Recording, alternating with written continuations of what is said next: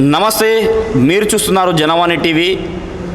ఈరోజు మనం అంతర్జాతీయ మానవ హక్కుల దినోత్సవాన్ని పురస్కరించుకొని ఇక్కడ వరంగల్ కోర్టు భవనాల సముదాయంలో మనం ఈరోజు ఉన్నాం. ఇక్కడికి విచ్చేసిన ఎందరో హ్యూమన్ రైట్స్ యాక్టివిస్ట్గా పనిచేస్తున్న వారు ఎంతో మంది మనతో ఉన్నారు. అందులో బర్ల శ్రవణ్ గారు, మన లా ఫైనల్ ఇయర్ విద్యార్థి మనతో ఉన్నారు. తను మనతో సమాచార హక్కు చట్టం అనేది కూడా ఒక అంతర్యంగా మరియు అత్యద్భుతమైన ఒక వెపన్గా ప్రభుత్వాన్ని మరియు వివిధ శాఖలను కూడా ప్రశ్నించడానికి ఆయుధంగా అన్నారు. దాని గురించి విషయ వివరణ అడిగి తెలుసుకుందాం. Sir, right to information act అనేది మన భారతదేశంలో ఎంతవరకు వినియోగంలో ఉన్నది? Sir, good morning sir. ప్రపంచ మానవ హక్కుల దినోత్సవ సందర్భంగా ఈరోజు ఈ బహుచక్కని ఈ ఇంటర్వ్యూను ఏర్పాటు చేసినందుకు నిజంగా మిమ్మల్ని అప్రిషియేట్ చేస్తున్నా సార్.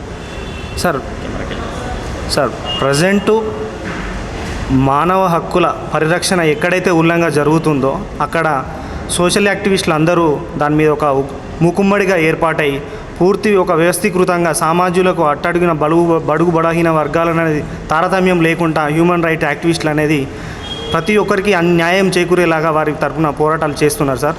దీని మీద మహత్తరమైన ఒక ప్రణాళికతో ప్రజలు చైతన్యమవుతూ ముందుకు పోతున్నారు సార్.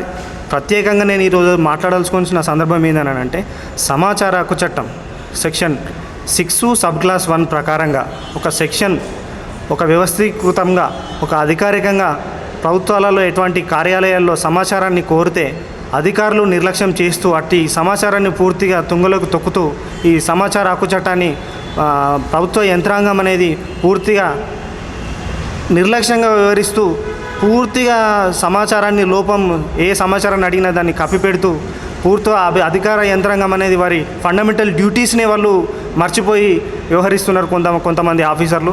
దాని ద్వారా నేను ఈ వేదికగా నేను చెప్పదలుచుకున్నా, ప్రభుత్వ యంత్రాంగాన్ని ప్రశ్నించాలంటే సామాన్యుడికి ఒక సమాచారాన్ని కేవలం ప్రభుత్వ అధికారుల నుండి సెక్షన్ 4(1)(b) ప్రకారంగా స్వచ్ఛందంగా వెల్లడించాల్సిన సమాచారం ఏదైతే ఉందో ఆ సమాచారాన్ని ప్రజలకు వెల్లడించాల్సిన అని చట్టం చెప్తున్నది.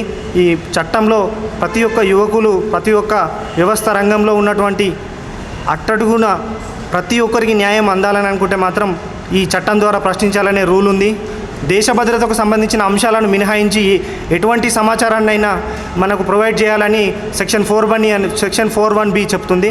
కావున ప్రపంచ మానవ హక్కుల దినోత్సవం సందర్భంగా ఈరోజు నేను మీతో మాట్లాడడానికి నాకు ఒకటే ఈ మీడియా ద్వారా నేను మిమ్మల్ని అవేర్నెస్ చేస్తున్నా. సమాచార హక్కు చట్టం ద్వారా మీరు ప్రశ్నించండి. ప్రభుత్వ అధికారులను మీరు ఎటువంటి సమాచారం కావాలన్నా, సలహాలు సూచనలు కావాలని అనుకుంటే మాత్రం తప్పకుండా మీరు మమ్మల్ని సంప్రదించవచ్చు. హ్యూమన్ రైట్స్ మానవ హక్కులపై పోరాటం అనేది ఎప్పటి నుంచో కొనసాగుతుంది. దాని మీద పూర్తి నిబద్ధతతో పనిచేస్తున్న సోషల్ యాక్టివిస్టులు ఉన్నారు. కేవలం మానవ హక్కులు వాటి పరిరక్షణకి కోసమే కాకుండా ప్రతి ఒక్కరం మన మానవతా దృక్పథంతో ఫండమెంటల్ డ్యూటీస్ ఏదైతే భారత రాజ్యాంగం మనం కల్పించిందో ఆ ఫండమెంటల్ డ్యూటీస్ని కూడా మనం ప్రతి ఒక్కరం నిర్వర్తించాల్సిన అవసరం ఉన్నది. ఈ రోజున ఇటువంటి మంచి కార్యక్రమాలు నిజంగా ఇట్లాంటి పత్రికలు మా ముందుకు వచ్చి మమ్మల్ని ఇంటర్వ్యూ చేయడం అనేది నిజంగా చాలా సంతోషపడాల్సిన విషయం. ఏదో కాపీ పేస్ట్ వార్తలని కాకుండా ప్రజలకు మాత్రం నిరంతరమైన ఒకటి మహత్తరమైన ఒక మంచి కంటెంట్ను ఇట్లాంటి పత్రికలను నేను నిజంగా అభ్యంతరిస్తున్నా.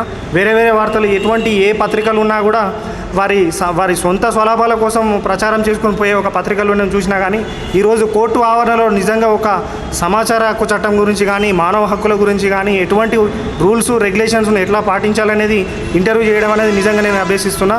Thank you one and all. మరొక్కసారి మన చుట్టుపక్కల వాళ్ళ పరిసరాలతో పాటు మానవ హక్కుల పరిరక్షణ కోసం ఎక్కడ ఉల్లంఘన జరిగినా దాని మీద మీరు ప్రతిఘటించండి. ఒక సాటి మనిషిగా మీరు ఒక మంచి ప్రణాళికతో ముందుకు వెళ్ళండి. ఆర్టీఐ రూల్స్ రెగ్యులేషన్స్ మీరు గూగుల్లో కొట్టినా కూడా మీకు ఆ సమాచారం దొరుకుతుంది. ప్రతి ఒక్క చట్టాన్ని మీరు చదవాలనుకుంటే గూగుల్ అనేది అందుబాటులో ఉన్నది. ప్రతి ఒక్క చట్టాన్ని మీరు అలా తెలుసుకొని లా మీద తెలుసుకొని ఒక నిరంతరమైన అభివృద్ధిలో మీరు ముందుకు వెళ్ళాలని నా మనస్ఫూర్తిగా కోరుకుంటున్నాను. Thank you one and all.